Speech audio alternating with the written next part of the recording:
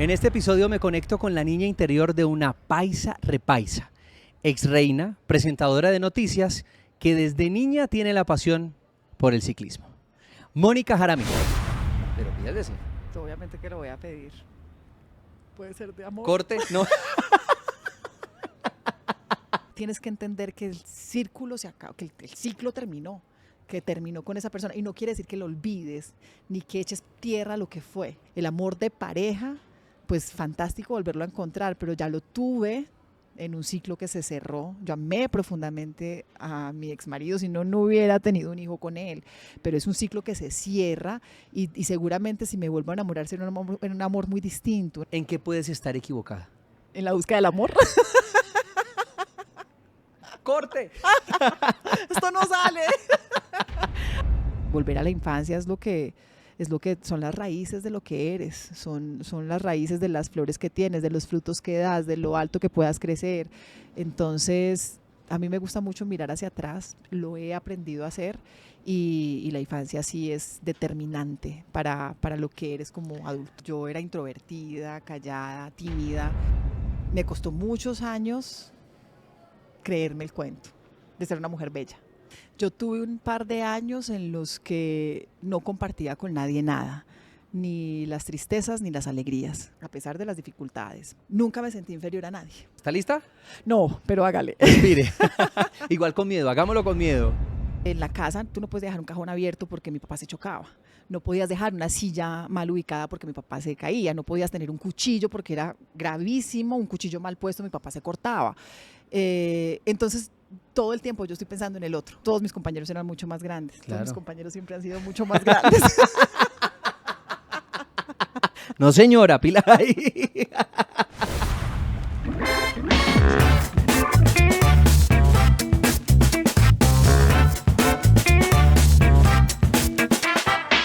Sin Reserva, con José Fernando Patiño, el podcast. Pues para mí, en serio, este es un encuentro que nos estábamos debiendo, Mónica. Qué gusto que estés acá, sin reserva. Tantos años después, ¿vamos a decir cuántos? No. No. Además, porque Muchos, estamos llegando, sí, estamos pero no llegando como a cuántos. la mitad, que dicen a la mitad de la vida, o no digo, no decimos. No hay que decirlo porque yo en verdad, yo espero vivir mucho más, más del doble de lo que tengo ahora. No hablemos de eso por ahora, pero lo que sí vamos a hablar y nos vamos a conectar es con esa infancia maravillosa que en esta investigación sé que tienes. Además, porque estuviste rodeada de una familia presente, de una familia multiplicada y una familia extendida que siempre estuvo contigo para muchas cosas, para acompañarte. Una familia que fue clave, una familia que fue vital, pero una infancia muy, muy bonita. Yo creo que pocos tenemos el privilegio de tener infancias como la que yo tuve, en pueblo, rodeada, acompañada, con las dificultades normales, pero sí, recuerdo mis años de infancia con mucha alegría, con mucha satisfacción, con muchas sonrisas también. Y me encanta que la tienes, digamos, presente siempre esa niña interior y quiero que cierre los ojos. Vamos a empezar cerrando los ojos, conectando con ese momento cuando tenías, no sé, 4, 5, 6 años, en las calles de Marinilla, Uy, que sí. me decían que mantenías constantemente la niña callejera desde chiquita, montando además bicicleta. Cierto que siempre estabas como en ese momento recordando quiénes estaban a tu alrededor, quiénes te guiaban, quiénes te decían qué no deberías hacer y qué deberías hacer. Y en ese mood que ya seguramente entraste, quiero que mires a los ojos a esta niña Ay, es eso. y me digas qué ves a los ojos de esta niña. Uy, yo veo como mucha ternura, mucha alegría, mucha inocencia, que es sin duda lo que le queda a uno, lo que hay a esta edad. No sé cuántos años tendría, 4, tal vez, 3 o ¿Ya 4 perdiste la años. inocencia? Yo creo que no la inocencia, no la forma de ver la vida desde... Uno no carga toda su historia, ¿no? Y la infancia seguramente también. Pero pues claramente más que perder la inocencia, es abrir un poco más los ojos a las realidades que no son como uno las concibe a esa edad. Sin duda, sin duda. Qué linda. Además porque si linda fue foto. como me imagino, nuestros papás nos protegieron como en una burbuja, ¿no? Y por eso es que uno dice como uno no pensaba que existía la maldad. En ese momento uno era en ese tipo de inocencia tan bonita de pensar que todo el mundo es bueno, ¿no? Por eso mantenías en la calle sin problema y por eso un día te perdiste andando por la calle porque te encontraste con una tía. ¡Ay, qué risa! Mira, yo creo que que uno de los valores que yo tengo como persona y que me acompañan desde la infancia es, yo sí creo en la gente buena. O sea, yo sí creo de antemano que la gente es buena. Entonces yo, esa inocencia que podría verse así, eh, para mí es un punto de partida. De hecho, cuando hay dificultades con alguien, cuando hay diferencias con alguien en el trabajo, en la calle, en un semáforo, en donde sea, yo siempre parto del punto de vista de algo le pasó, pero le dejo como el beneficio de la duda y yo parto del hecho de que la gente es buena. Eso a mí siempre me ha acompañado y me ha servido porque vive uno livianito, porque disfruta uno lo que tiene. Yo no soy de cazar peleas, de prevenida, de prevenirme, ni nada, y yo creo que eso es de lo que me queda de esa infancia. Una infancia en un pueblo muy bonito, en Marinilla, rodeada de mucha gente y donde había esas libertades. Entonces te cuento la historia de la Claro, por tía. supuesto. Eh, en ese momento donde mi abuela, pues no había teléfonos celulares, y yo estaba donde mi abuela y me llaman al teléfono de la abuela a decir que ya te vayas para Marinilla. Yo tenía que cruzar el pueblo de mi abuela a la casa de mis papás, entonces que ya me fuera para la casa, tenía que cruzar el pueblo y estaba muy pequeñita, entonces me iba hasta un sitio en donde me iba a recoger otra tía. Y cuando estaba allí esperando, una de las tías de la familia materna me vio y me dijo, ¿qué haces ahí sola? Yo te llevo, espérame que voy a recoger algo y nos vamos juntas. Y yo me fui con ella. Y me estaba esperando, era una tía de la familia paterna. Yo me fui y la tía Jensi me llevó a una biblioteca, se quedó haciendo una tarea para el colegio, una tía muy joven además, y nos quedamos 2, 3 horas y yo me desaparecí 3 horas. Yo estaba perdida. Mientras tanto, la tía paterna ya había llamado a la policía, ya había llamado a todo el mundo, ya había escrito a todas partes, ya había buscado a mis papás y yo aparecí después de 3, 4 horas, pero en esa inocencia de esperar irme con la persona que me había recogido en ese momento. Creo que ha sido tuvo que haber sido algo muy difícil para mis papás, muy difícil, muy difícil. Yo lo recuerdo, pues solamente llegué a la casa y estaban todos histéricos, gritando, llorando. Mi papá me abrazaba, mi mamá me abrazaba, yo no entendía qué pasaba, yo estaba muy chiquita y creo que la que no se le debe olvidar nunca eso es mi tía. Yo creo que nunca más lo volvió a hacer. Cuando cerraste los ojos y empezaste a conectarte con esa niña que fuiste, ¿qué sientes? ¿Cuáles son las emociones que llegan a ti? Pues una libertad, porque en el pueblo eso hacíamos. Podía salir desde muy pequeñita a la casa del vecino, el vecino era el tío era el primo, el vecino y el primo eran los compañeros de colegio, todo en los pueblos es muy bonito porque te vinculas Es con una todo el familia mundo. extendida, El digamos, de colegio me los quedaba al diferentes apellidos, frente, uno conoce a todo el sí, a mundo todo el mundo. en el barrio, entre comillas, Y pero en el el pueblo. barrio me quedaba todo. La iglesia me quedaba cerquita, el colegio me quedaba cerquita, la casa de los amigos eran los mismos compañeros del colegio, entonces uno se movía con mucha libertad, sin miedos, sin prevenciones, sin pensar ni en violencia, ni en riesgos de carreteras, ni en atracos, ni en abusos, ni en nada. O sea, era absolutamente libre. Entonces yo creo que el recuerdo es eso, o sea, la sensación que tengo cuando pienso en mi infancia es libertad. A mí me contaron que tú fuiste prácticamente un milagro, Mm. que te ibas a venir como a los 6 meses. ¿Qué fue lo que pasó? Porque Pues mi mamá tuvo como un inicio de aborto y le tocó estar en quietud absoluta los últimos 2 meses del embarazo. Em, pues ella lo que me dice es, lo hice con mucha quietud y siempre todos los días lo que decía es, te vas a salvar y vas a hacer cosas grandes. Y si te salvas es porque vas a hacer cosas grandes. Pues ahí todo el mérito es para ella que logró permanecer en quietud absoluta, que debe ser muy duro cuando uno ya ha pasado por un embarazo y la maternidad. Me imagino lo difícil que fue, pero todo el mérito para ella. Pero sí me dice todo el tiempo, yo sabía que tú ibas a hacer cosas muy importantes y que ibas a ser muy grande porque cuando tienes un inconveniente de estos y te salvas, es porque tienes una misión en esta vida. Entonces mi mamá todo el tiempo me lo recuerda. ¿y tú sientes que has hecho honor, digamos, a ese momento en donde tu mamá creyó en ti y dijo, tienes una misión muy grande? O sea, tú abrazas Sí. hoy en día lo que has hecho como algo muy grande. Pausa. Contamos contigo para crecer. Suscríbete y conecta sin reserva.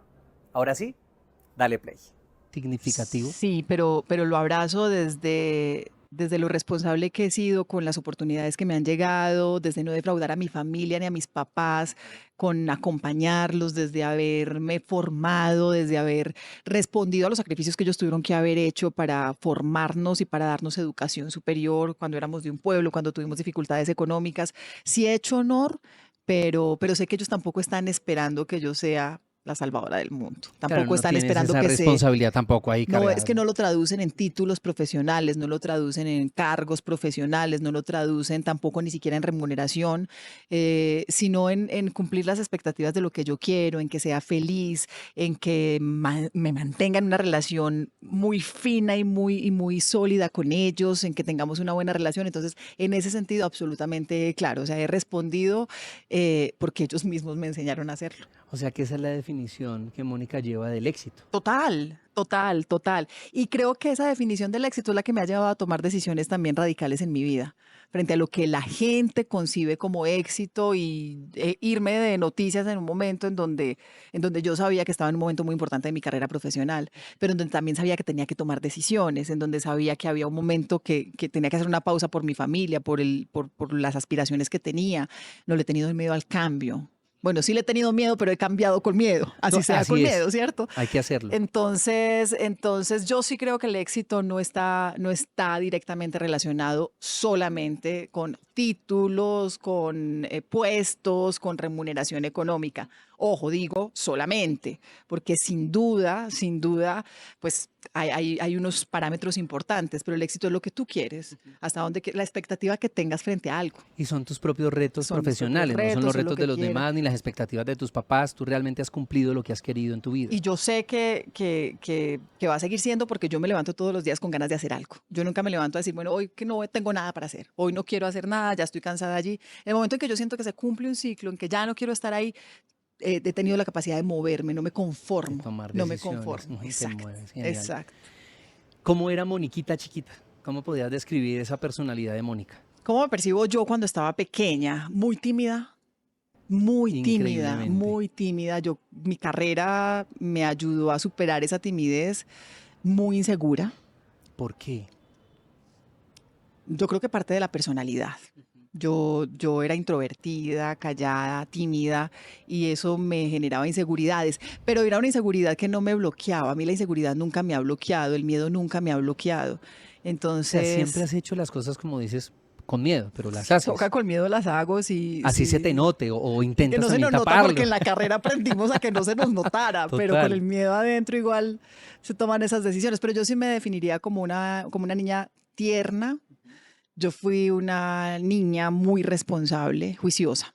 Nunca fui desjuiciada, fui juiciosa, alegre, tímida y yo sí diría que en esa timidez hay unas inseguridades también que he aprendido a superar con los años, pero si me voy para atrás digo tímida, alegre, tierna, responsable. Creo que serían como las virtudes en las que definiría esa Moniquita.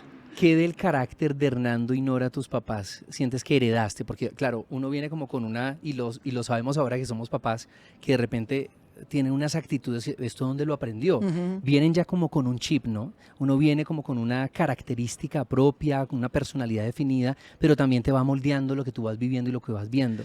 ¿Qué tienes de tus papás? De mi papá yo diría que tengo la perseverancia, el ser arriesgada y atrevida, no vencerme ante las dificultades.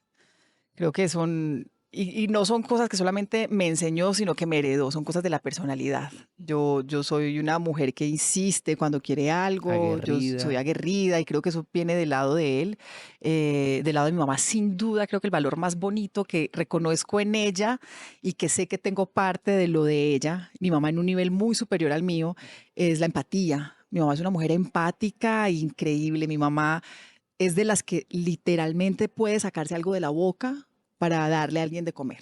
Mi mamá es absolutamente empática. Yo siento que tengo gran parte de esa empatía. Mi mamá es una mujer muy tierna, muy tierna, muy tierna y muy generosa. Y es increíble que lo transmite además por teléfono. Sí, sí, Es cierto. total. Ella se le Esa sale por los poros. generosidad, sí, total. Yo no conozco una sola persona que conozca a mi mamá se llama Nora. Y todos los que la conocen a los 10 minutos le están diciendo Norita. Te incita a eso, Total. te incita a abrazarla, A consentirla, cogerla, ponerle como en su consentirla. diminutivo de una vez. Exacto. Y Genial. todos los que se acercan y la conocen un poquito, rompen la frontera del formalismo y ya de una vez le están diciendo Norita. Dijiste a no dejarse vencer, que heredaste de tu papá, y es que hay una historia en tu niñez que prácticamente transforma ese momento de tu vida 180 grados, y es cuando tu papá se queda ciego por completo. Cuéntame de ese momento de tu vida a los 7 años. Mira, yo tengo dos lecturas de ese momento, la de adulta y la de pequeña. Como esta es una entrevista de Moniquita, me voy a quedar con esa visión porque la de adulta obviamente tiene una reflexión distinta. José, yo no recuerdo un antes y un después. Mi papá siempre ha sido mi papá. Y te voy a decir, no recuerdo un antes ni un después porque ellos fueron muy sabios en el manejo de una situación que tuvo que haber sido muy difícil, y fueron sabios en tal vez no permitir que nos permeara ese impacto tan fuerte en términos emocionales, económicos, porque eso también fue una crisis económica mientras se definía todo esto, todo estaba volcado a que mi papá estuviera en exámenes, en procedimientos médicos. De hecho, tu familia, tu mamá y tu papá invierten todos sus ahorros en tratar de recuperarse con todos sus cirugías. ahorros, y además no podían trabajar porque estaban todos volcados alrededor de ello. Entonces fue una situación económica difícil. Tuvo que haber sido una situación emocional muy dura por la que ellos estaban transitando. Y yo ya tenía 7 años, y uno a los 7 años se acuerda de muchas cosas. Y yo no recuerdo un antes y un después. Porque yo, ¿qué recuerdo? Mis papás siempre estuvieron muy presentes. Siempre. Toda mi infancia. Y por eso te digo, ni un antes ni un después. ¿Qué puedo decir? Que mi papá jugaba a escondidas con nosotros. Entonces, cuando veía, se jugaba a escondidas. Cuando no veía, se jugaba a escondidas, pero entonces nos contaba chistes para que nos riéramos y poder encontrarnos. Pero siempre nos contó chistes. Mi papá, cuando veía, pues tenía su trabajo, se iba a trabajar y volvía, pero tenía esos espacios familiares que eran innegociables. Después, lo que hacía era que siempre estaba y se volcó a ayudar en la casa. Entonces, nos contaba historias, nos acompañaba. Y yo, ¿qué puedo decir?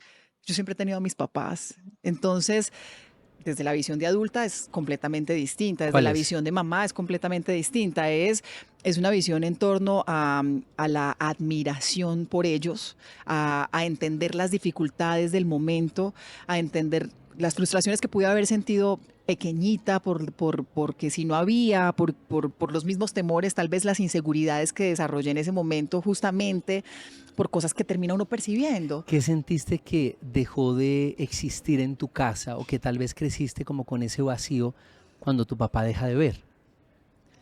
Hoy en día cuando haces esa reflexión. Exacto, es una reflexión que hago de adulta y de mamá. Sin duda tuvo que haber habido un par de años en que la prioridad era mi papá. Y yo desde muy chiquita, por ejemplo, tuve que ser responsable de muchas cosas. Como poner el despertador para ir al colegio. Porque mis papás no tenían esa misión, pero es una de las cosas que más valoro hoy como adulta, porque fui responsable de mis asuntos personales desde muy pequeña. Tenía que tomar decisiones desde muy pequeña y con mi hermano frente al día a día. Pasé muchos días también y seguramente en el momento en que ellos mi mamá estaba acompañando a mi papá en tratamientos y algo, muy, muy aferrada a las tías, en unos espacios donde los abuelos fueron determinantes. Entonces, ¿sentiste como un abandono transitorio? Puede ser, pero más que el abandono es la ausencia. Pero te digo que es la lectura que tengo hoy de adulta, porque de pequeña yo no tengo ningún recuerdo de ellos. No les puedo decir, es que yo un día de chiquita lloré porque mis papás no estaban. O sea, mira, no que lo recuerdo. ratifica mucho eso que me contaba tu mamá, y es que ellos dos se encerraban solos a llorar, a vivir ese momento juntos como pareja, e intentaron que ustedes nunca se dieron cuenta, y lo hicieron muy bien. O sea, ¿qué tan bien habrán tenido que hacer esa pareja para no llevarles esa carga emocional, esa situación tan compleja que estaban viviendo los dos también como pareja, ¿no? Porque, o sea, que una persona deje de ver es una transformación total de esa persona, de reconocerlo, pero también la persona que lo está acompañando, de reconocer que esa persona ya no va a ver más, que esa persona además no va a ver por nosotros, porque era la persona que salía en nuestra época. Era el proveedor. El proveedor salía a traer la comida, y tu mamá siempre estuvo en tu casa, y era también ese ingenio de esa mamá, cómo empezó a haber alternativas para poder que ustedes no sintieran ese impacto de todo tipo. Y hay una anécdota muy bonita. Súper sólidos como pareja, eso es lo que yo digo, y esa es una de las reflexiones más bonitas, súper sólidos como pareja, porque ¿cómo superas eso? Porque más no es una crisis corta. Tuvo que haber sido una crisis larga, de muchos años. Para poder llegar, digamos, a que ahí hiciera parte de esa rutina y acoplarse de alguna otra manera. Mira que hay una anécdota muy bonita, muy linda, que en serio que cuando me la contaron me conmovió muchísimo. Y es que tu papá, en el intento de ocultar que estaba perdiendo la visión, pues tu papá, como tú decías, se tuvo que ir de la casa con tu mamá porque tenía muchas cirugías y tú constantemente le decías, mamá, yo quiero ver a mi papá, ¿qué pasó con mi papá? Y entonces ahí te llevan a ti. Y tu papá, en el intento de que pues ustedes creyeran que no pasara nada, le dijo a tu mamá, bueno, al niño me lo vas a traer vestido de esta y esta manera y a la niña me la traes vestida de esta y esta manera, así yo puedo reconocerlos. Entonces cuando te vio tu papá te dijo como que intentando como que no se le notara y tú le dijiste algo que para mí es una frase que deberías enmarcarla. Con ojos o sin ojos tú sigues siendo mi papá. ¿Te diste cuenta? Yo, yo, mm, ay, yo soy una mujer de fe y yo soy una convencida de que los mensajes divinos, ponle el nombre que quieras a la divinidad que tú tengas en materia particular, los mensajes divinos llegan a través de las personas correctas en el momento indicado. Eh, entonces no le pidas sabiduría a una niña de 7 años.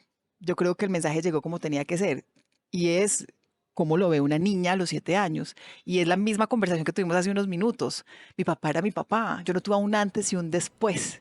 Y de Además, verdad pero así fue también era la así. suspicacia tuya de una niña de 7 años, su papá queriendo como montar toda una escena para que no te dieras cuenta y tú hace Yo rato ya ya me, te yo- habías dado cuenta. exacto, y es como tranquilo, pero la inocencia de un niño que te lleva a hablar con honestidad. Yo ya sé que esto es inventado porque tú no ves, o sea, pero se da por descartado eso. Ahí el tema era la conversación del papá que siempre ha sido y de la mamá que siempre ha sido, pero yo insisto que ellos a mí me hablan mucho de ese momento porque tuvo que haber sido un momento muy, muy impactante para ellos y para mi papá en particular.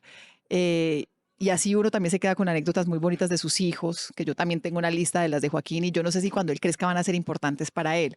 Yo hoy como adulta veo para atrás y digo, esa historia es una historia que para ellos fue importante y significativa porque era el mensaje que tenía que llegar a través de mí en ese momento. Pero sí, yo no recuerdo ese momento. Yo no recuerdo ese momento. Ese momento, yo tengo tal vez algunos momentos de cuando fui a visitarlo a la clínica, pero esa conversación para mí no fue trascendental. Para mí, ¿qué ha sido trascendental? Que mi papá siempre es que no hay un antes y un después. No hay un antes ni un después. Y hoy, que ya sabes que sí hubo un antes y un después, ¿cómo se transformó quizá y recordando, oh sí, sí, sí hubo esto, sí, sí, sí pasó esto?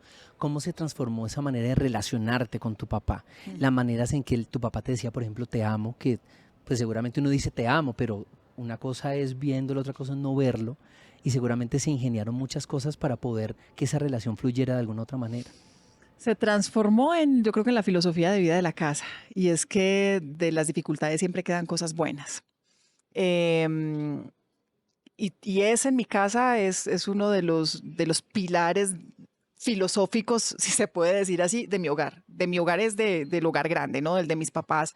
Y creo que todos heredamos un poco eso, porque se convirtió en una bendición.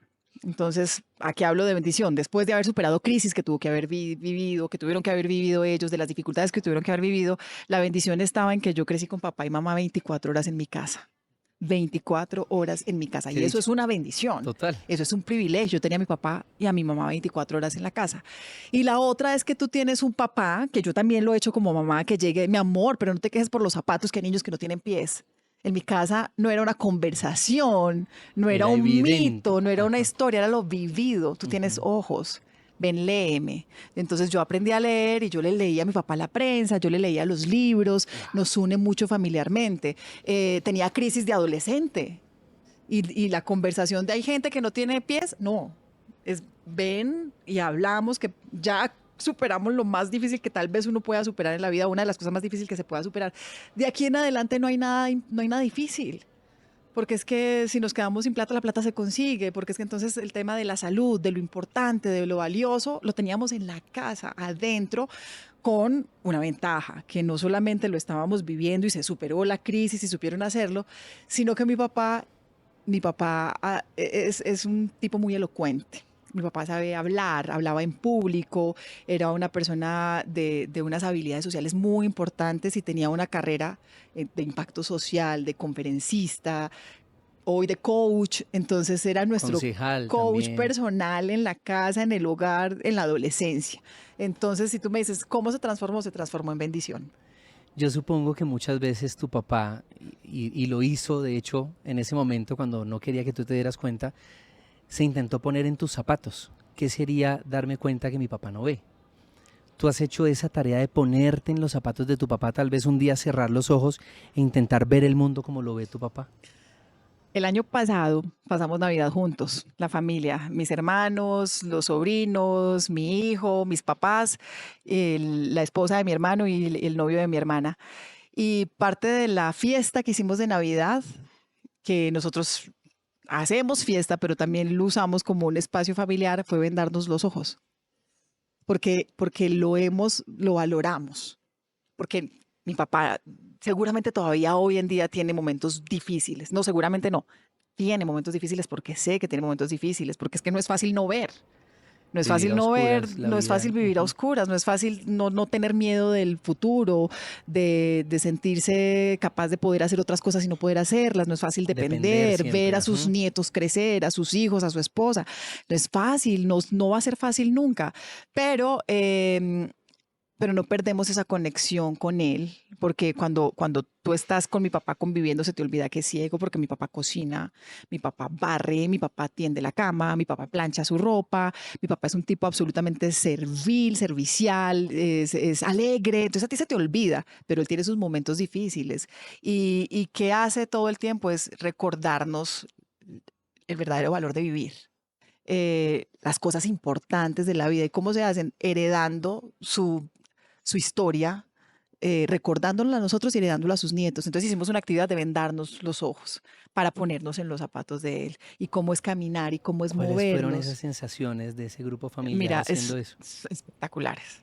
Espectaculares porque uno entre risas se queda con unos mensajes tan bonitos, entre risas de me confundí, de los nietecitos, los niños tenían que Ya estaba tu tocando hijo. las manos, claro, tocando las manos, decir si eran las manos de la mamá o de la tía o del primo y después movilizarse por el salón y exponerse en los zapatos de.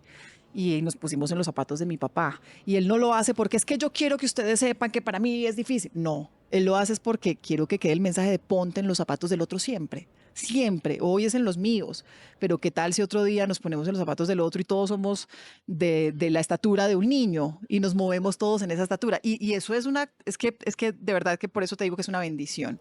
De alguna u Porque se otra convirtió en manera, filosofía en mi el casa. tacto se volvió importante para ti.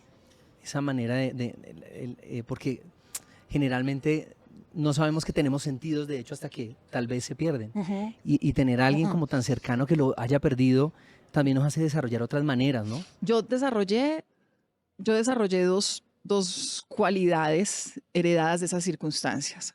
Una que tal vez también viene de lo de mi mamá que les decía y que se potencializó obviamente en la crisis de mi papá y es la empatía. Y dos, de la casa, tú no puedes dejar un cajón abierto porque mi papá se chocaba. No podías dejar una silla mal ubicada porque mi papá se caía. No podías tener un cuchillo porque era gravísimo. Un cuchillo mal puesto, mi papá se cortaba. Entonces, todo el tiempo yo estoy pensando en el otro, En la seguridad del en la otro. seguridad del otro. Ajá. Entonces yo sí estoy pensando todo el tiempo, el otro no tiene dónde sentarse, este no se ha sentado, ese no se ha organizado, pero fue mi día a día. Y la otra,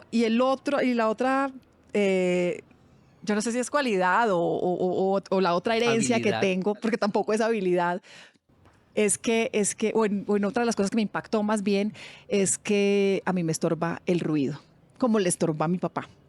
Entonces no es que haya desarrollado ni el tacto, ni el olfato, ni el oído. Para mí, pues yo soy una persona con todos los sentidos, afortunadamente, pero en mi casa nunca había música ni un televisor muy alto porque mi papá se desubicaba. Se exacerbó más Sí, bien entonces eso. nosotros Ujú. siempre nos movíamos en un carro y en el carro nunca había música. Entonces yo soy una mujer silenciosa. Yo puedo pasar muchas horas en silencio, sin música. De hecho, me fui adaptando y cada vez escucho más música, pero yo no soy capaz de estudiar con música, yo no soy capaz de concentrarme si hay mucho ruido, porque fue como crecí, sin mucho ruido, porque había que hacerlo, ¿no? Entonces son esas dos como herencias tal vez de esos años al Y hay lado de mis otra papás. cosa muy bonita que me contaron y es que en medio de esa situación compleja que trajo emocional, pero también económica a tu casa, tu papá, que es muy creativo, para poder darle los traídos a los niños, que en Antioquia dicen los traídos a los regalos en Navidad, pues un día vio, en esa época era Conavi, que había un concurso de pesebres familiares. y tu papá le dijo a tu mamá, vamos a participar. Y resulta que esa participación se convirtió primero en unión familiar. El primer pesebre hicieron de todos los goteros coleccionables de tu papá, de todas las cirugías. Esos goteros eran Jesús, María y José, los tres Reyes Magos, los pastorcitos, los convirtieron en figuras y ganan de ahí en adelante 3 concursos de pesebres de la familia y con eso lograron tener para los traídos de los niños. Es que por eso yo insisto que una de las herencias grandes que yo tengo de mi papá es cómo sacas provecho de los momentos difíciles y te vuelves muy recursivo. Y la recursividad es una de mis cualidades principales. Yo soy una mujer recursiva. Y sí, hoy sé que lo hicieron porque necesitaban plata para los regalos de Navidad. Y era una de las oportunidades que había. Y mi papá supo unir puntos. ¿Y cuáles eran los puntos? Tiene que ser un pesebre creativo. Tengo un montón de frasquitos aquí de gotas de todo lo que me tengo que aplicar durante todo el día, que se les pueden poner cabecitas y ropita. Y puedo conseguirme un primer puesto con unos ingresos que no tengo para celebrar la Navidad en familia. Pero además la familia de mi papá es muy artista. Música, pintores y uno de sus hermanos que sigue haciendo anualmente el pesebre, anualmente el paseo es ir a ver el ¿Pero pesebre no del eran tío. ya fuera de concurso? Ya están fuera Ya de hace concurso, rato, pues. pero él sigue haciendo. O sea, cada año uno de los paseos es ir a ver el tío que se inventó este año, porque heredó eso. Mi papá lo sentó y le dijo, venga, hagamos, y aquí lo hacemos entre todos. Y mi papá también era muy artista, pero pues ya no veía. Entonces el tío Joselo, el tío J fue el que orientó la orquesta. Entonces nosotros pasábamos pintas. ¿Y te contaron de otros pesebres de los siguientes años o no? Sí, pero no recuerdo bien los materiales que utilizaron en el segundo y en el tercero. Sí. Fósforos. Cada fósforo era un muñequito, entonces yo pasaba días desenrollando el papelito del fósforo para que quedara abierto la cabecita y el tío pintando la carita en el fósforo y la ropita era el fósforo abierto. Entonces los niños, ¿qué participábamos? Abriendo los fósforos. ¿En qué participábamos? En quitar las tapitas. ¿En qué participábamos? En recortar la telita de la ropa. Pero eran cosas preciosas, y cada año está el pesebre donde mi tío. Y mira que ese momento también difícil y complejo se convirtió en una unión completa de tu familia extendida también, tal vez en solidaridad con tu papá, apoyarlos de alguna otra manera para que ustedes también salieran adelante. Sí. Y esos procesos siempre han sido muy vinculantes. Mis papás siempre son muy vinculantes. No han sido egoístas tampoco con su historia, con sus dificultades, que es más fácil callarse y hacerse el de la vista gorda y que todo el mundo crea que todo está muy bien. Ellos han sido muy generosos porque yo creo que también han entendido que parte de lo que pueden hacer es mostrarse como testigos de una historia muy dura, pero que ha tenido resultados de perseverar, de lograr, de sacar una familia adelante. Mis papás estaban muy jóvenes cuando mi papá se quedó ciego. Mi papá tenía 33 años y mi mamá tenía 29 años. Mi hermano tenía 7 años mi hermano tenía 9 y yo tenía 7 años. Era una familia muy joven que a la vista de cualquier desprevenido podía entrar en una crisis en donde hubiera muchas dificultades más que oportunidades y esos lo transformaron. Devolviéndonos un poquito más cuando eras más niña, y ahí demuestras muchísimo la pilera, y es que tú no entraste, digamos, tan temprano al tema educativo, ¿cierto? En tu casa tú acompañabas a tu mamá a que hiciera las tareas con su hermano y ahí aprendiste a leer, a sumar, y cuando llega el momento de kinder, te dicen, no, vamos a promover a esta niña hasta segundo de primaria. ¿Qué es esa vaina?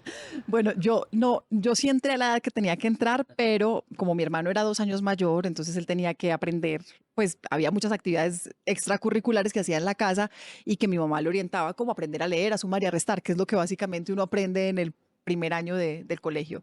Y yo siempre me les pegaba y aprendí a leer antes de que me enseñaran en el colegio, aprendí a sumar antes de que me enseñaran en el colegio, aprendí a restar antes de que me enseñaran en el colegio.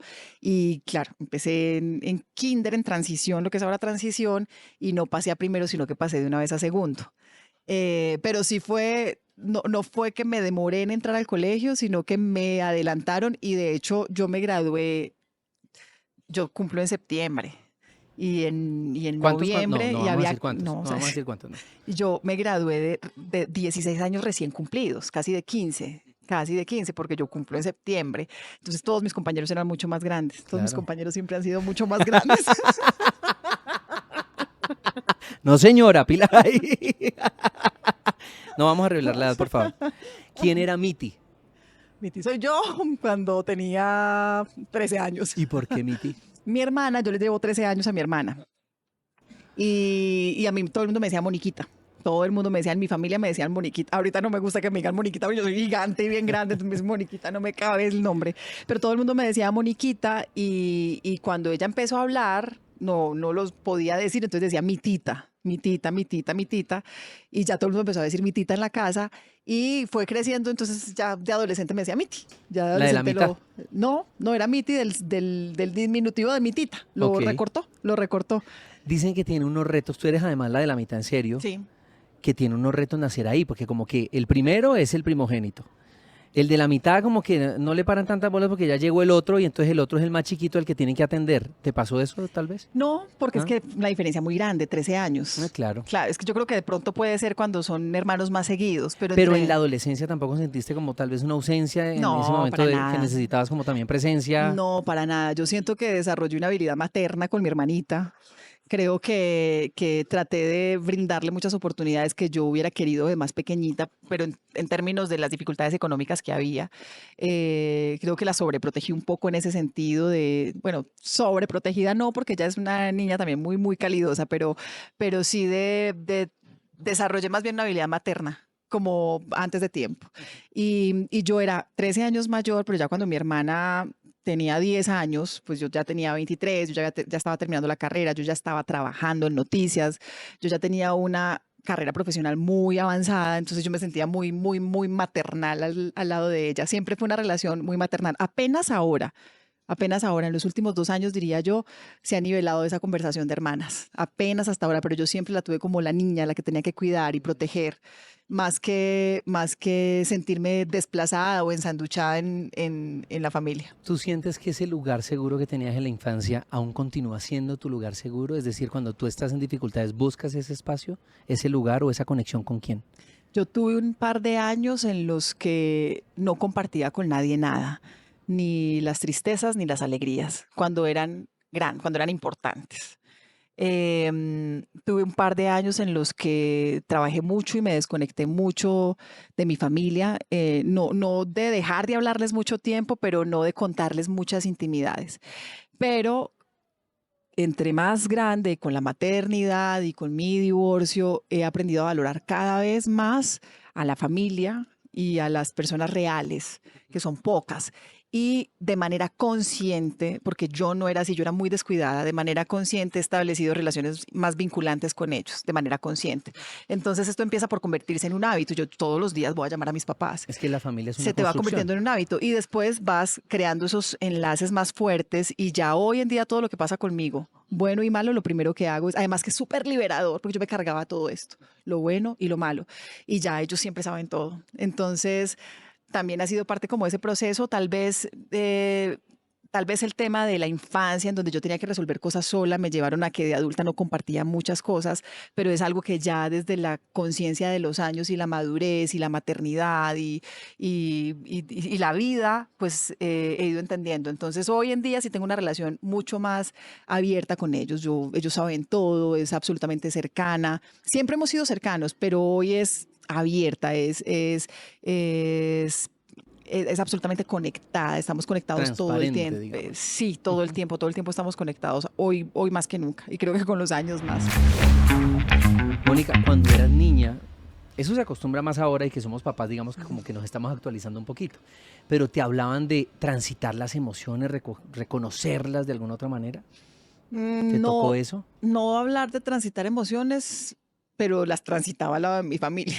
Yo creo que no con un nombre así de claro de esto hay que superarlo, esto hay que transitarlo, pero en el día a día era lo que se hacía. Yo creo que no de una forma tan clara como ahora. Creo que nosotros tenemos una ventaja y es después del conocimiento, del acceso a la información, a los especialistas, a los profesionales expertos en asuntos. Yo creo que tenemos conversaciones más claras con nuestros hijos. Pero a mí me parece que tu mamá era muy actualizada para la época porque Ay, tu sí. mamá leyó un libro de los errores de la infancia y por eso tú no fuiste criada como muchos a punta de correa y chancla. Nunca nos pegaron, nunca nos golpearon, nunca nos gritaron, jamás. En mi casa siempre hubo una relación de mucho amor. Ella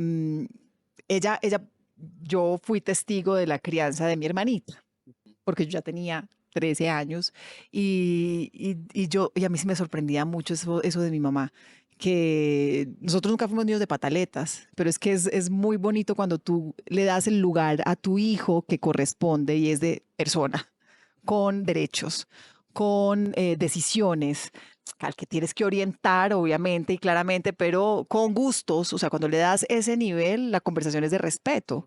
Y hay unos límites que pones como papás y hay unas condiciones que pones como papás, pero cuando tú le das el derecho al niño, por más pequeñito que sea, a nosotros nos tocó, ¿no? Desde que están bebés. Mi amor, te voy a cambiar el pañal. Y si no hablen. Mi amor, te voy a cambiar el pañal, que es la recomendación que te hacen. Le estás dando el lugar al ser Permíteme, te humano. voy a lavar, Sí, te mi voy amor, te voy a a... lavar las Ajá. manos. Y yo, por ejemplo, siempre que llevo a Joaquín donde pediatra, odontólogo, ortodoncista, siempre busco que los especialistas le hablen con respeto. Urólogo, lo que sea, siempre la conversación es con Joaquín. Y me ha sorprendido porque he coincidido con estos médicos. Y los médicos le hablan es a ellos. ¿Cómo se llaman tus papás, Joaquín? Y llenan la historia clínica a partir de la información que el niño les da.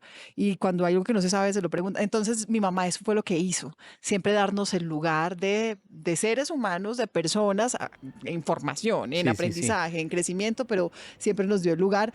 Y sí, mi mamá siempre se preocupó mucho por estudiar, por mantener la mente abierta para ese tipo de información, pero yo sí creo que es la naturaleza de mi mamá. Y yo insisto, ella es así. Ella es Un una don mujer de gente, es respetuosa, es increíble. una mujer Ujú. empática y insisto en ese valor, la empatía. Porque cuando tú eres empática, eres con todo el mundo, con un niño, con un bebé, con un adulto, con un anciano, con el vecino, con quien Y hasta sea. te tienes compasión de ti mismo, no te juzgas tanto como muchos Sí, también lo mi pueden mamá hacer. Ujú. entonces sí, de verdad que sí, yo le rescato mucho eso, muy, muy, muy persistente en aprender, en formarse, muy responsable en la crianza, pero sobre todo muy empática. Pues ahora que está tan de moda las emociones, te voy a decir unas emociones y tú me dices qué las detona en ti, ¿listo? Ujú. ¿Qué te da felicidad absoluta? Ay, Joaquín, ¿Qué te pone triste? la hipocresía, ¿Qué la te da traición, rabia? que me da rabia las injusticias, Miedo. miedo, todo alrededor de Joaquín. ¿Qué te genera asco? Asco, la, la, los malos olores. Aburrimiento. Aburrimiento, la falta de creatividad, tal vez. Ansiedad. Ansiedad. Uf, hay bastantes cosas que me generan ansiedad. El futuro sin duda.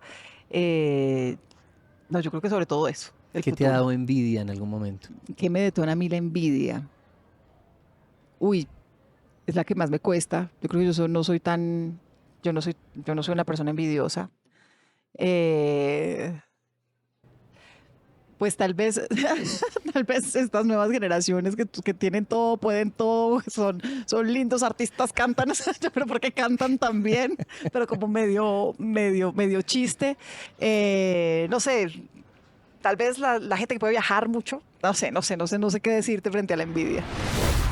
Mónica, mucho de este sistema educativo está enfocado en, digamos, lo que la gente va a hacer después de que se gradúen de alguna otra manera, pero pocos entrenan el ser. Y tu papá y tu mamá se han dedicado, ya no lo dijiste, a ser coach, entrenadores del ser. ¿Qué se ha aprendido de esos papás coach en la casa? Em, Aprendí que hay que aprovechar las oportunidades como llegan.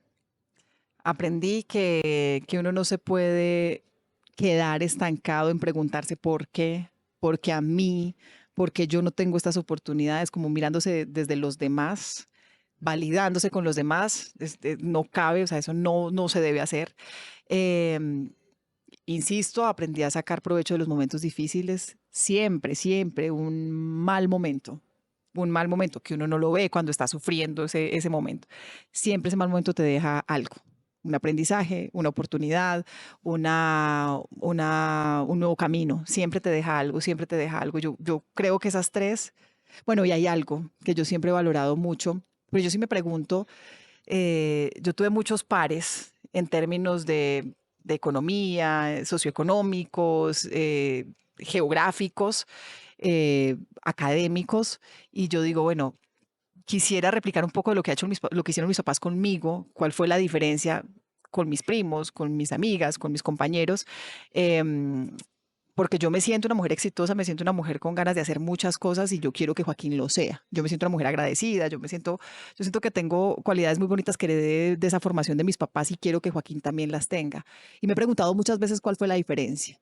Y he reflexionado un montón y yo creo que el gran regalo que me dejaron mis papás es que a pesar de las dificultades, a pesar de las dificultades económicas, de los inconvenientes de salud, de no haber estado durante un tiempo por la enfermedad, nunca me sentí inferior a nadie. Nunca me sentí inferior a nadie.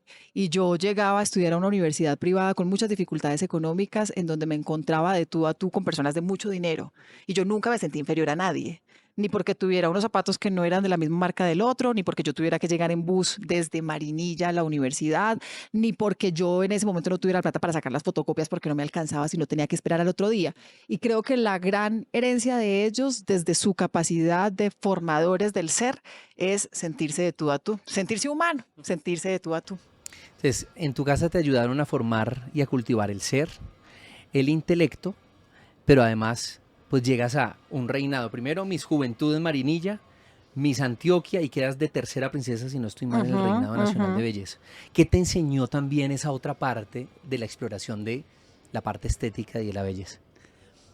En mi casa, la belleza nunca fue un valor importante, porque mi papá no veía. Entonces, en mi casa nunca hubo esa conversación. Qué linda estás hoy, porque mi papá no veía. Mi amor, es que tú eres muy bella. Qué lindos ojos. Esa conversación nunca existía. Entonces, cuando yo me enfrento a un reinado de belleza, yo creo que es un choque emocional muy alto porque llego a competir por belleza. Me costó muchos años creerme el cuento de ser una mujer bella. Y yo había estado en un reinado y participé en el reinado y quedé de reina y me movía en el mundo de la belleza, pero yo no me creía el cuento. ¿Por qué? Yo ¿Por creo qué que no te por lo decían eso. en la casa? No, porque no era la naturaleza de mi día a día, de toda Siempre mi como que infancia. la niña es la princesa del papá. Entonces Sí, tu papá no te sí, recalcaba sí. constantemente que estás bonita, que estás linda, que... Exacto, exacto. Y al tiempo, cuando ya empecé en todos los concursos, pues mi papá siempre me acompañaba, porque les dije hace un rato, tuve papá y mamá 24 horas, entonces ellos sabían que yo estaba en un escenario de mucho riesgo, porque en ese momento los reinados estaban rodeados de dineros de la mafia, de personajes oscuros, había ruido, mucho ruido alrededor de las reinas, y ellos nunca me dejaron sola porque me cuidaron mucho. Entonces yo tuve a mis papás mucho tiempo acompañándome, protegiéndome, orientándome, una relación de mucha confianza con ellos, de mucha confianza, y mi papá siempre iba a todas partes. Y alguna vez un periodista se atrevió a preguntarle a mi papá qué hacía allí. Se no ve, es porque está en un desfile de belleza. Y la respuesta de mi papá yo creo que fue la que también Por es esos el resumen de periodistas lo es que que a marca. veces, ¿cierto? Y mi papá, su respuesta es, no, yo sí estoy aquí viendo. Lo que pasa es que yo estoy viendo son las estrías del alma y la celulitis del corazón, dijo él, que es además muy bello. Y esa respuesta se quedó muchas veces rondando. Y a mí me preguntaban Wow. mucho por esa respuesta de mis papás, de mi papá. Y eso yo lo entendí también. O sea, yo entendí que también la belleza de verdad tiene mucho que ver con lo que sueltas, ¿no? Con lo que reflejas, con lo que tienes adentro, con lo que logras transmitir. Me Y encanta. eso es más importante que cualquier otra cosa. Entonces, después de conocer ya tu infancia, parte de tu adolescencia y ya lo que nos contaste, digamos que cómo cambió tu manera de ver y percibir el mundo cuando te conviertes ahora en mamá, cuando empiezas a vivir ese rol que ya habías visto, ese ejemplo en tu casa, ¿cómo te cambió la manera de ver el mundo? ¿Cómo transformó eso? Como nos pasa a los papás, ¿no? Que nacemos también cuando nace un hijo, o sea, somos otros seres humanos.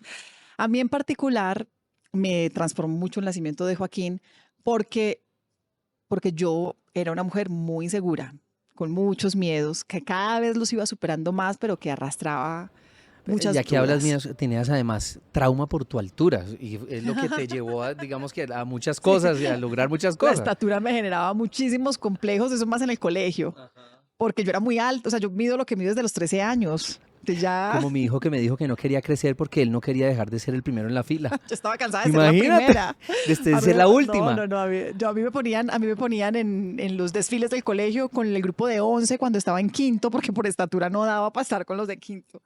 Entonces sí, bueno, y siempre parecía de más edad que la que tenía. Pero volviendo al tema ¿De de, qué cambió en tu vida con de qué Joaquín? cambió en mi vida con Joaquín, que cuando Joaquín nace, libera un montón de miedos, porque un hijo uno lo llena de valentía. Y yo, bueno, a ver, yo puedo con el mundo sola. Y tengo que poder porque si antes podía para mis intereses personales, ahora sabiendo que hay alguien que depende de mí. Y lo segundo que me cambió mucho es que nuestra generación, que gracias a Dios también ha evolucionado socialmente, pues nuestra generación, yo crecí con miedo de perder mi trabajo por ser mamá. Yo me voy a engordar y no me van a querer en televisión. Me voy a tener que ausentar 3 meses y voy a volver y ya voy a tener un reemplazo. Y a mí me gusta mucho mi trabajo y a mí me gusta mucho ser autónoma y a mí me gusta mucho mi carrera y ser profesional. Entonces tenía mucho miedo de perder el trabajo. Inclusive una época en que me replanteé ser mamá porque yo decía, es que me gusta mucho mi carrera y mi oficio y qué tal si no soy mamá. Después entendí que tenía dos miedos, uno con lo de la carrera y dos, no ser mamá 24 horas porque yo tuve mamá 24 horas en mi casa. Cuando entiendo mi momento y entiendo que no tiene que ser como yo lo viví, que yo puedo ser una mamá presente así no esté 24 horas y cuando entiendo todo esto y decido ser mamá y cuando nace Joaquín, todo esto se me transforma en una capacidad creadora, protectora, se me convierte en una fuerza increíble en donde de verdad me siento capaz con el mundo. Y lo que más valoro de la maternidad es que aprendí a poner límites que a mí me costaba. Yo era una mujer que le costaba decir que no, porque Moni, entonces nos vemos a almorzar y yo, y tengo otro almuerzo y yo, mira, voy y almuerzo contigo y al otro lo convertía en un postre o en un café y no decía que no. Moni, ¿tú me puedes ayudar con esto? Me costaba decir que no. Y con Joaquín aprendí a poner límites porque entonces ya con Joaquín, entonces no, Joaquín no. A las 8 de la noche tiene que estar durmiendo porque es un bebé, entonces a esta cena no voy a ir. De cosas tan pequeñitas hasta cosas más trascendentales y más fundamentales que me llevaron a tomar muchas decisiones en la vida. Tú sabes que es tener un hogar, digamos, completamente unido, un hogar permanente que aún continúan juntos tus papás. Yo vengo de un hogar que se fraccionó cuando yo tenía 8 años y sé la marca que deja la separación de nuestros papás. ¿Cómo has logrado proteger a Joaquín de eso, digamos, tan duro que seguramente tú también, teniendo este ejemplo, yo me imagino que uno no se casa para el momento destruir ese hogar, ¿cierto? Claro. Pero hay decisiones que deben tomarse, como tú lo dijiste, y aprendiste a decir no en algún momento. ¿Cómo has protegido de alguna otra manera a Joaquín de esa destrucción de hogar que hubo en tu casa? Pues primero entendiendo que no fue una destrucción de hogar, sino es una ruptura de un matrimonio. Entonces, cuando el niño logra entender que va a tener siempre papá y va a tener siempre mamá y ese es su hogar y el papá no lo reemplaza a nadie, la mamá no la reemplaza a nadie y su hogar es ese, creo que cambia la conversación. Y para uno también, mi amor, este es tu hogar, tú eres prioridad. Y coincidir con un papá, que Joaquín tiene un papá absolutamente responsable y amoroso, que coincide y que conversa en la misma sintonía. Entonces nuestra prioridad es Joaquín. Y es el primer renglón de la conversación siempre, siempre, siempre, siempre, alrededor del colegio, de sus actividades. Nosotros tenemos una muy buena relación, entonces no tenemos ningún problema en acompañarlo en actividades de colegio juntos, en sentarnos juntos, en brindarle ese espacio donde él necesita papá y a mamá, sin ningún problema. Pero sí plantearle una conversación abierta a Joaquín en donde él sepa que papá y mamá siempre están, que siempre están, que no hay un reemplazo, que no es que papá se fue o mamá se fue, él tiene a su papá y a su mamá y ese es el hogar de él y es su lugar seguro, que viven en casas distintas. Así se lo hemos planteado claramente después de conversar con los especialistas, con psicólogos infantiles, de cómo se debe vivir ese proceso y teniendo mucha responsabilidad frente a los hijos cuando se toma la decisión, porque nosotros tomamos la decisión y a la vez que íbamos enfrentando nuestro proceso personal, el de él y yo, pues nos fuimos acompañando en cómo hacer ese proceso con Joaquín y lo hicimos orientados. Entonces, toda esa conversación alrededor de él, que por supuesto es difícil, que por supuesto lloró, que por supuesto añora a veces tener a papá y mamá cerca, pero demostrarle que puedes ser feliz, que tienes que ser feliz para poder brindarse felicidad. Y yo pongo el ejemplo de los aviones. Cuando tú te subes a un avión, te dicen, si hay algún problema con la presurización del avión, así vaya con un niño, usted primero tiene que ponerse la máscara para poder atender al otro. Si tú no eres feliz, no puedes enseñarle a ser feliz a tu hijo. Y eso es lo que Joaquín tiene que entender, desde el respeto por el otro, desde valorar las relaciones de pareja, qué rico que él pueda encontrar a alguien y que ojalá si se casa y decide estar con alguien sea para siempre, pero que si en un momento deja de funcionar, no lo sienta como un trauma de vida en donde no puede seguir con la vida. Y que si en ese momento tiene hijos, pues también pueda brindarles a sus hijos la tranquilidad y la alegría de ser humano. Entonces, aprendí eso con el trabajo. Yo no voy a dejar de trabajar porque yo quiero que Joaquín crezca y sepa que su mamá puede trabajar, que qué rico que admire que su pareja, quien quiera que sea cuando esté grande y si la tiene, sea una persona que también puede trabajar y qué rico que busque su felicidad y que aprenda que su felicidad es importante, está primero para poder dársela a los demás, como la máscara de oxígeno en un avión. ¿Por qué te tocó ponerte a ti la máscara de oxígeno? Pues yo creo que desde la Priorizarte. conciencia, no, yo creo que desde la conciencia y desde no tener el miedo al cambio y desde la evolución. Nosotros fuimos una generación que se casó muy joven. Yo tenía 26 años, mi ex esposo tenía 30 y ha habido una evolución muy grande y empezó a haber unos desencuentros en el camino hacia donde íbamos. Y fue una decisión madura, ¿sabes? Fue una decisión desde la conversación, desde el respeto, desde el dolor también de ver unos proyectos frustrados de vida, pero entendiéndolos como la dinámica de la vida, de la vida. Entonces, cuando pierdes ese motor, pues tú tienes que enfrentarlo. Me pasó con el trabajo también. Entonces, ¿en O qué sea, no te momento vas a quedar digo? ahí infeliz. Tienes que Es que tomar yo la creo que no nos decisión. Con podemos miedo no, como tú conformar. lo dijiste, ¿no? Yo no soy una mujer inconforme. Yo no soy una mujer inconforme, yo soy una mujer estable. A donde he llegado siempre ha sido con metas claras, no ha sido por accidente, pero cada vez soy más consciente de lo que quiero en mi vida y cuando esos límites ya empiezan a superar lo que uno puede soportar, porque tampoco salgo corriendo a la primera. Pero por supuesto, después de un proceso de conciencia, pues nada, es hablar con la pareja y decir, creo que hasta acá llegó nuestro matrimonio. Nos podemos seguir respetando, vas a seguir siendo el papá de Joaquín, voy a seguir siendo la mamá, tenemos que buscar espacios comunes, hay momentos difíciles, pero entendámonos desde la naturaleza de lo que cada quien está buscando y es el momento de separarnos, es el momento de separarnos.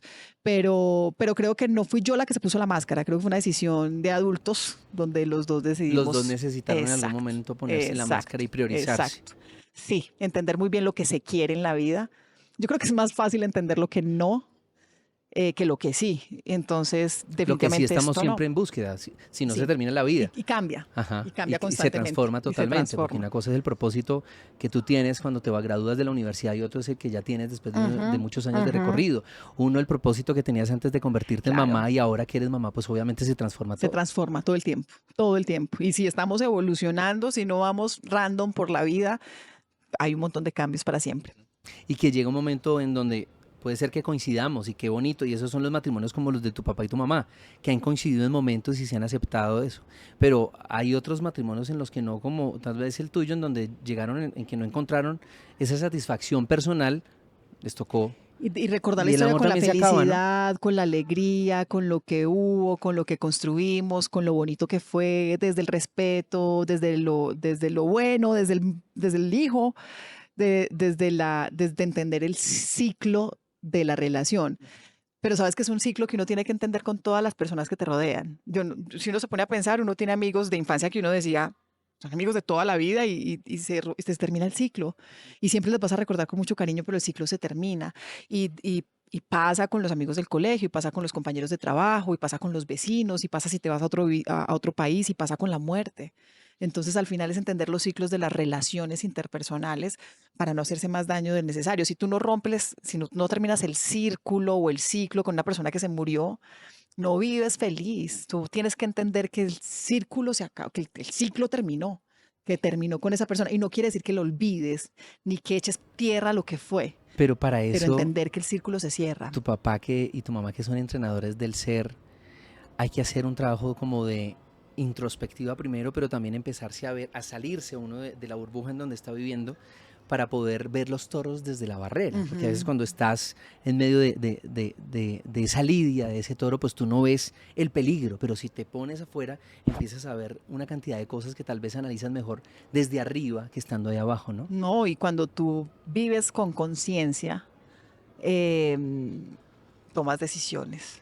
Y la conciencia no es solamente de lo que yo quiero, es la conciencia es de lo que yo doy, de lo que el otro merece, de lo que el otro espera, de lo que yo estoy buscando y el otro está buscando. Entonces no es una conciencia excluyente, es una conciencia absolutamente incluyente y yo creería que esa es la base, ser conscientes de lo que estoy viviendo. nosotros no tenemos conciencia de la muerte. O sea, si nosotros, gracias a Dios, si nosotros fuéramos realmente conscientes de la muerte, no saldríamos de la casa. O sea, si nosotros supiéramos que cruzando la esquina nos puede pasar un carro por encima, es que no nos moveríamos de la cama, es que no nos levantaríamos y que nos pusieran el suero por sonda. Nosotros no tenemos conciencia de la muerte, afortunadamente, pero trae la parte de la conversación. Es tu vida y es única y es esta y es lo que estás recordando, es lo que estás viviendo y cuántos días te quedan y cuántos años y qué vas a hacer con esto que te queda. Simplemente levantarte, acostarte por las noches o vas a hacer algo. Eso es como la gente que tiene una decepción amorosa y dice, no me vuelvo a enamorar. ¿Tú estás dispuesta a volverte a enamorar las veces que sean? Yo dije muchas veces que no me iba a volver a enamorar. Yo perdí la fe en el amor. Pero ya no lo tengo como un tema de conversación, ya lo dejo como algo que si va a pasar, puede pasar y qué bonito sería. Ya no le tengo miedo a eso, pero tampoco le tengo miedo a que no pase, porque ya amo a Joaquín, ya viví un ciclo de enamoramiento y me encantaría, por supuesto que sí, pero no estoy aferrada a que tengo que volver a enamorarme, no estoy desesperada buscando quién es mi próximo objetivo en términos de amor. Yo hice check ya con el tema del matrimonio, ya hice check con el tema de la maternidad, sigo en la construcción de lo que quiero, sueño y anhelo, pero sí me planteé muchas veces como ya, como que cheque el amor. Y después dije, no. La vida hay te que volverlo a chequear. La vida te sorprende, la vida te da oportunidades, pero tampoco te obsesiones, porque el amor está alrededor de tus papás, de tu hijo, de tus amigos, de tu familia, y ahí está. El amor de pareja, pues fantástico volverlo a encontrar, pero ya lo tuve en un ciclo que se cerró. Yo amé profundamente a mi exmarido, si no, no hubiera tenido un hijo con él, pero es un ciclo que se cierra y seguramente si me vuelvo a enamorar será un amor muy distinto, un amor de otro momento de mi vida, un amor en otro momento en mi edad, en mi madurez, en la forma en que me veo, pero no estoy desesperada en esa búsqueda. Después de este flashback, Mónica, ¿qué tan importante es la infancia para todos nosotros? ¿Tú qué crees? Es determinante. Seguramente si alguna vez han ido a terapia, yo lo hice en mi proceso de separación, es una conversación que siempre va a la infancia, no es una conversación que se queda en el presente y en tu relación de pareja. Es una conversación que se va siempre a tu infancia. Cuando me planteé si quería ser mamá o no, igual también consulté a una terapeuta y es una conversación que se va a la infancia.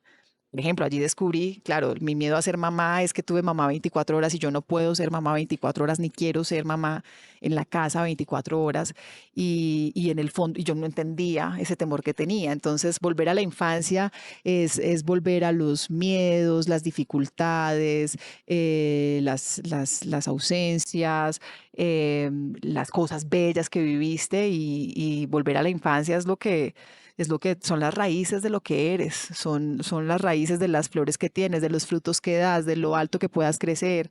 Entonces, a mí me gusta mucho mirar hacia atrás, lo he aprendido a hacer y la infancia sí es determinante para lo que eres como adulto. Hay gente que dice que ni para atrás ni para coger impulso, que para atrás ni para coger impulso. Y yo siento que al contrario, tienes que irte para atrás para coger impulso, así sea para sanar, para poder seguir y continuar el camino, ¿no? Sí, es verdad. Yo soy de las que dice que atrás ni para coger impulso, pero porque lo veo como la involución.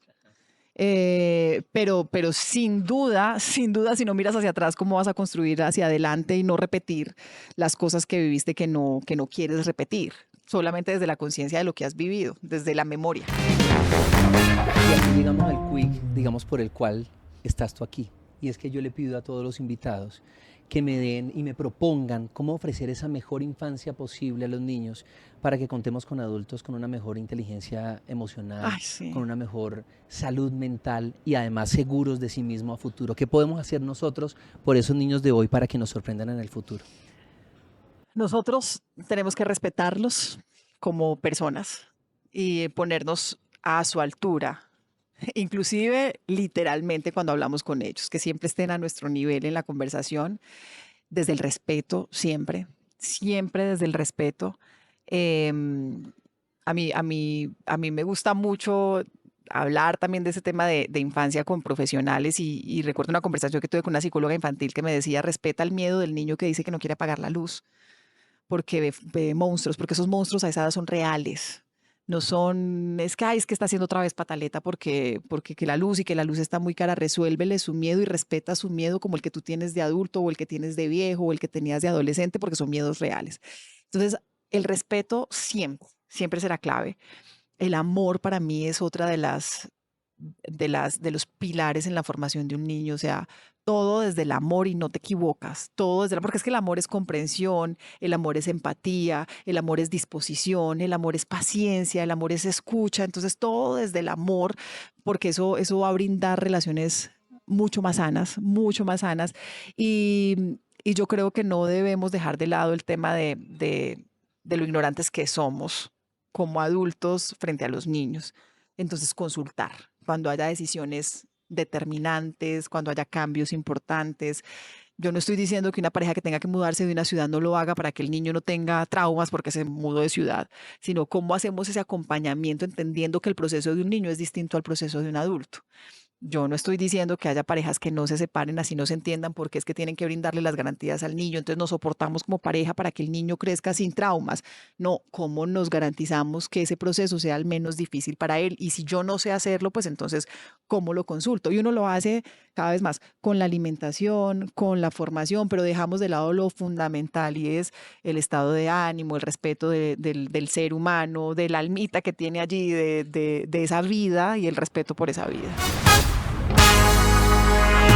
Yo me imagino que pues estando en donde tú estás constantemente te ves al espejo, a ver cómo estoy. Yo creo que ya te acostumbraste a ver los ojos, pero no sé si te sorprendes con esos ojos tan bonitos que tienes, ese color, porque no es normal. ¿Con qué frecuencia te ves al espejo para mirarte a esos ojos y decir, ¿cómo me siento hoy? ¿Qué estoy sintiendo? ¿No lo haces? No, al espejo no. No, al espejo no. Yo sí tengo permanentemente esos momentos de reflexión, de introspección, de evaluarme, de preguntarme, de cuestionarme frente a las decisiones. Sí, sí los tengo permanentemente. Sí me gusta hacerlo con frecuencia. No lo hago frente al espejo. Veámonos acá. Ay, qué bonito. No lo hago frente al espejo. Pocas veces lo hago. Mónica, Pero ¿qué es lo mejor de ser tú si lo pones hacia un ladito? hacia un ladito. ¿Qué es lo mejor de ser Mónica viéndote ahí? Uy, no, yo creo que lo mejor de ser Mónica es la honestidad. Yo creo que yo soy una mujer transparente. Yo soy una mujer transparente y segura. Y si te ves ahí a ese espejo, en esos ojitos, ¿qué logras ver de esa niña que fuiste hoy? Así como en comparación con la foto que vi, yo casi que creo que sabes que yo insistiría mucho en la inocencia. Yo creo que yo soy una mujer que todavía guarda mucha inocencia frente al creer, a la confianza, a, a entender lo bueno de las personas. ¿Qué te hace sentir orgullosa de dónde vienes y de lo que te has convertido, en el ser humano en el que te has convertido? No, muchas cosas. Yo me veo al espejo y yo sí me siento muy orgullosa de lo que he logrado, me siento muy orgullosa de quién soy, me siento muy orgullosa también de cómo me veo, porque esa era una conversación que yo había dejado de lado siempre en mi vida. Ya he explicado las razones, pero hubo un momento en mi vida en que para mí no era un tema que descartaba, sino que era vergonzante verme y sentirme bella. Y en este momento digo qué bueno que estoy llegando a esta edad en donde me siento bien, donde me siento bien también físicamente y entendí que parte de quererme ver bien también ha implicado disciplina, esfuerzo, conciencia también desde lo espiritual, pero también desde lo físico. Esos ojos no te sorprenden, ya te acostumbraste. Pues es que yo los veo, yo los veo, yo no veo unos ojos bellos. O sea, si tú me dices, digo, claro, me gustan mis ojos, obviamente me gusta el color, obviamente me gusta la forma, obviamente sé cómo potencializar la expresión para verme mejor, pero, pero sin duda es más a fondo. Vas caminando por las calles de Marinilla Ujú. y te encontrás a Moniquita en bicicleta. ¿Qué consejo le das a Moniquita? Que siga pedaleando. Yo le diría que siga, que va bien. Yo creo que he hecho las cosas bien con mi vida. Yo, si me pudiera devolver para darle un consejo de no vayas a hacer esto, no habría nada. Entonces, ¿tú Le sientes que le le has daría la cumplido mano, a le esa daría niña? un beso y le diría con confianza que va a haber momentos duros, pero vas a hacerlo bien. O sea, le has cumplido a esa niña que Yo le he fuiste. cumplido a esa niña. Le he cumplido. Vamos a terminar sin reserva con preguntas breves y respuestas cortas. ¿Listo? Me cuestan las respuestas cortas, voy a dar lo mejor de mí. Preguntas sin reserva, rápido. ¿Está lista? No, pero hágale. Respire. Igual con miedo, hagámoslo con miedo. Con miedo, hágale. No ¿Qué se das nota. sin reserva? ¿Qué doy sin reserva, amor? ¿Qué te quita el sueño? Uy, José, es que nos volvemos a una conversación que para mí es bien trascendental, pero ¿qué me quita el sueño? Pocas cosas, muy poquitas cosas hoy en día. La hipocresía Ujú, ¿sobre qué has cambiado de opinión a lo largo de los años? sobre el trabajo, ¿Para qué ya no pierdes el tiempo? para las personas que no tienen nada que aportarme. ¿A qué o a quién volverías a decirle no? ¿A quién o a qué volvería a decirle no? A un par de oportunidades laborales y a un par de ofertas económicas. Ricardo Arjona. Mi infancia, el poeta, el poeta de mi infancia y mi adolescencia. ¿Una mala influencia? Una mala influencia, María Alejandra Herrera, ¿Quién es esa? una amiga. Pilas ahí. ¿Qué te mueve las fibras? Ay, a mí me mueven las fibras, los niños, los animales. Tu mejor TBT. No, se me vienen a la cabeza muchas imágenes con Joaquín, pero la más reciente en mis vacaciones con él en Río. ¿En qué puedes estar equivocada?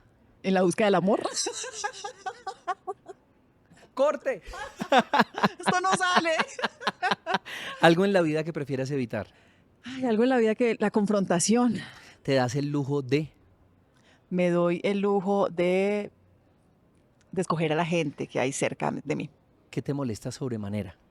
Me molestan las mentiras. ¿De qué no se habla que tú creas que tendríamos que estar hablando más? ¿Tú y yo? La el mundo, humanidad, el la mundo, humanidad. Colombia, Eh, Bogotá, en tu casa. Yo creo que deberíamos estar hablando más de los jóvenes. Algo arriesgado que hayas hecho. Lo más arriesgado. Yo soy muy arriesgada con la comida. Entonces he probado ancas de rana. Corte. Eso tampoco va. ¿Qué es lo que más te critican? La impuntualidad. ¿Una maña o una manía? El teléfono. O sea, cogerlo siempre que hay una pausa en cualquier momento. ¿Cuál consideras que es tu superpoder? Mi superpoder es la comprensión y la paciencia. Marinilla. Marinilla, todo. Infancia, alegrías, risas, juegos. Algo que nadie sabe de ti. Y me encanta la decoración, me encantan las manualidades, me gusta, siempre le monto la fiesta de cumpleaños a Joaquín y yo soy la que hace los arreglos. ¿En qué te has dado por vencida? Uy, ¿En no. el amor? No, ese todavía no. Casi. Todavía no me doy por vencida. ¿En qué me he dado por vencida? No, yo no me he dado por vencida. O sea, de manera consciente y de las cosas que busco y quiero, nunca me doy por vencida. Mejor consejo que has recibido. Ay, el de mi abuelo. Que además el de mi abuelo se replicó después en una persona que ha sido muy importante en mis últimos años, dimensiones súper distintas, pero mi abuelo me decía en su sabiduría montañera y campesina, ¿no?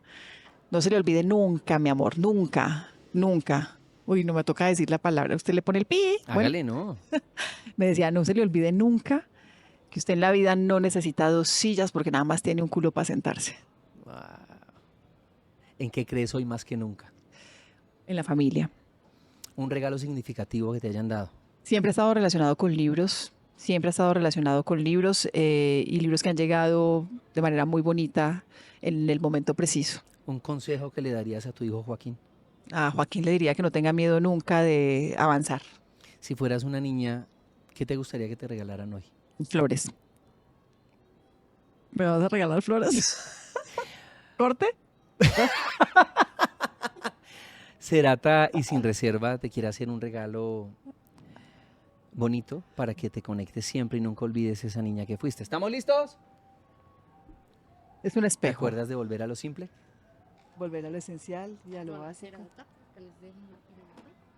¿Qué es? Es una piñata de chocolate. ¡Ay, qué La idea es que lindo! pueda recordar a su niño interior, recordar cuando éramos niños, ¡Ay, qué lindo! entonces ya lo puede golpear Tienes que pedir un deseo y pegarle aquí duro. Aquí. Ahí, duro. duro. Pero pide el deseo. Obviamente que lo voy a pedir. Puede ser de amor. Corte, no.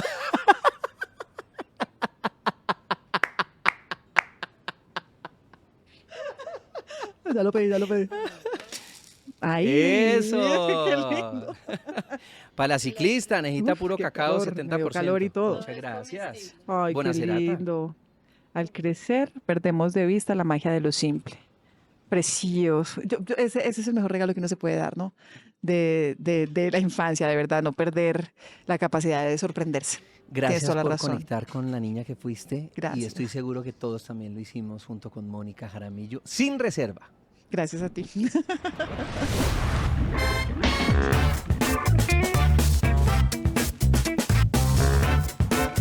Sin reserva con José Fernando Patiño, el podcast.